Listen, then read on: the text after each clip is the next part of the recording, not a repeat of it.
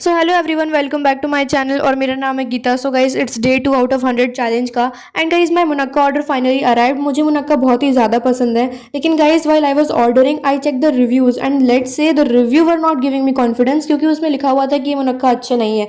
पर मैंने फिर भी मंगा ही लिए क्योंकि मुझे पैसे फूकने थे और कुछ नहीं करना था। एंड उसके बाद पापा जो है पेड़े लेके आए थे, so obviously we had to try it. And यार ये पेड़े हमने अभी तक कभी भी नहीं खाए हैं, सो इसका जो टेस्ट था वो एवरेज था, अच्छा लगा, मतलब खराब नहीं था।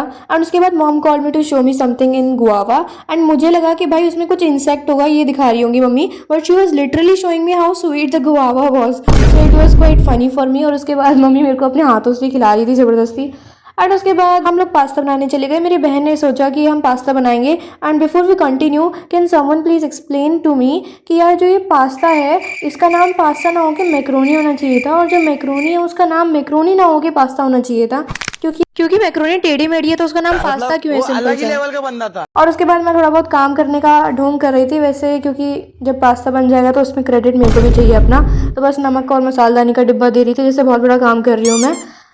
और मुझे आज ही पता चला कि मेरे अंदर एक हिडन टैलेंट भी है कि मैं एक ही हाथ से मसालदानी और नमक का डिब्बा लेके जा सकती हूँ, क्योंकि यार वैसे बहुत ज़्यादा भारी था, ये मेरे से बहुत मुश्किल हो रही थी। उसके बाद मैं ये भगोना लेके जाने वाली थी, उसमें चम्मच भी रखी हुई थी और मैं दीदी को हंसा भी रही थी बीच बीच में। और उसके बाद जो है दीदी ने अपनी रेसिपी शुरू करी, उसमें डाला तेल, उसके बाद उसमें डाला जीरा, उसके बाद टमाटर डाला और फिर इसको मिक्स करा, फिर हल्दी डाली, फिर मिर्ची डाली।